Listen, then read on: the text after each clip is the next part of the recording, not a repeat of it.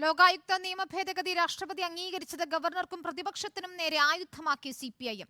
ഗവർണർക്കും അദ്ദേഹത്തിന് നിർദ്ദേശങ്ങൾ നൽകുന്ന പ്രതിപക്ഷത്തിനുമേറ്റ തിരിച്ചടിയെന്നാണ് ഭരണപക്ഷത്തിന്റെ നിലപാട്.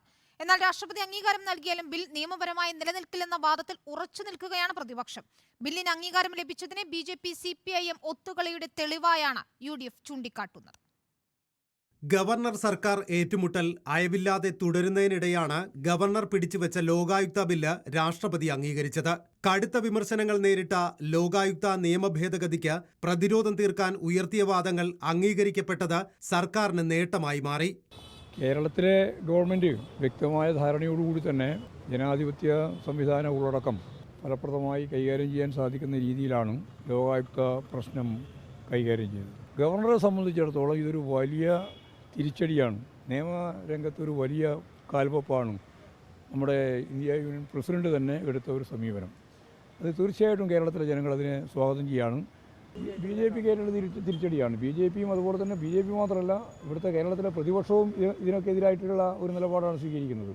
ലോക്പാൽ ബില്ലിന് അനുസൃതമായി കൊണ്ടുവന്ന നിയമ ഭേദഗതിയായിരുന്നു. അത് മനസ്സിലാക്കാൻ ഗവർണർക്ക് കഴിഞ്ഞില്ലെന്നായിരുന്നു മന്ത്രി P. രാജീവിന്റെ പരിഹാസം. ഇംഗ്ലീഷിന്റെ അക്ഷരമാല അറിയാവുന്നവർക്ക് തന്നെ രണ്ടും വായിച്ചു വെച്ച് ഇംഗ്ലീഷ് അക്ഷരം നോക്കിയാൽ തന്നെ അത് ഇതൊന്നാണെന്ന് മനസ്സിലാക്കാൻ കഴിയും. ഭരണഘടന വായിക്കാൻ ഈ ഗവർണറുടെ യാത്രയുടെ തിരക്ക് പോലും അദ്ദേഹത്തിന് സമയം കിട്ടാത്തതുകൊണ്ടായിരിക്കാം. CPIM BJP അവിശുദ്ധ കൂട്ടുകെട്ടിന്റെ ഫലമെന്ന് VD സതീശൻ കുറ്റപ്പെടുത്തി. ആർക്കും ഏത് രീതിയിലും അഴിമതി നടത്താം, ചോദ്യം ചെയ്യാനുള്ള സംവിധാനങ്ങൾ ഇല്ലാതായെന്നും VD സതീശൻ പറഞ്ഞു. അപ്പോൾ ലോകായുക്ത സംവിധാനം വെറുതെ നോക്കുകുത്തിയാക്കി മാറ്റി. എന്നെ അത്ഭുതപ്പെടുത്തിയത് നവംബർ 28-ന് ഗവർണർ രാഷ്ട്രപതിക്ക് അയച്ച ഈ ബില്ല് എത്ര വേഗത്തിലാണ് പാസ്സാക്കി തിരിച്ചയച്ചതെന്നുള്ളത്. അപ്പോൾ അതിനു വേണ്ടിയിട്ടുള്ള ഞങ്ങൾ നേരത്തെ ആരോപിച്ച പോലെയുള്ള ഒരു അണ്ണൻ തമ്പി ബന്ധം കേന്ദ്രവും സംസ്ഥാനവും തമ്മിലുണ്ട്. മുഖ്യമന്ത്രിയെയും KK ശൈലജയെയും രക്ഷിക്കാൻ കൊണ്ടുവന്ന ബില്ല് അംഗീകരിക്കപ്പെട്ടതോടെ അഴിമതി നിരോധന നിയമം കശാപ്പ് ചെയ്യപ്പെട്ടുവെന്ന് രമേശ് ചെന്നിത്തലയും കുറ്റപ്പെടുത്തി.